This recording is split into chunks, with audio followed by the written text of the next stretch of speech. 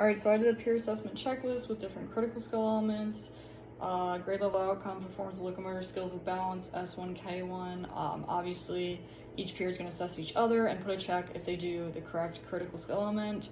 Taking off and landing on the same foot, ankle and knee flexion to push upward and absorb shock upon landing. So making sure they balance and bend your knee to absorb shock.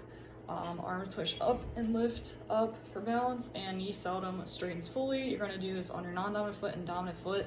So I'd have 2 cones and set them out about 6 foot distance apart. I'm using books right now, but obviously you're just going to have, you're going to balance on the foot that you're starting on, and you want to make sure that you're bringing your arms up as you hop up and balancing on that foot like that. And just kind of going forward all the way to the next cone. You can't exactly see like what I'm doing, but I didn't have anybody to film, so I just kind of wanted to give you a rough idea of how the assessment would go. Obviously, to make sure that they're just swinging their arms forward to gain momentum and balancing after each hop.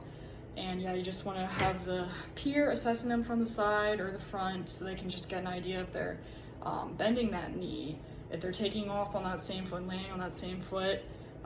Making sure that their knees seldom and straightening fully, so they're not going to hurt their knee, and just make sure that they're absorbing shock. Got to have the bend in the knee, and obviously using the arms like I already said. So yeah, those were just the top critical skill elements, and I put it in a checklist format so that the peers can assess each other.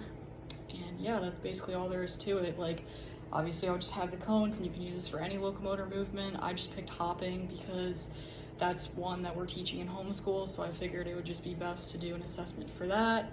And like I said, you're going to want to do it on your right foot, and then you're going to do it on your left foot through those cones, like that.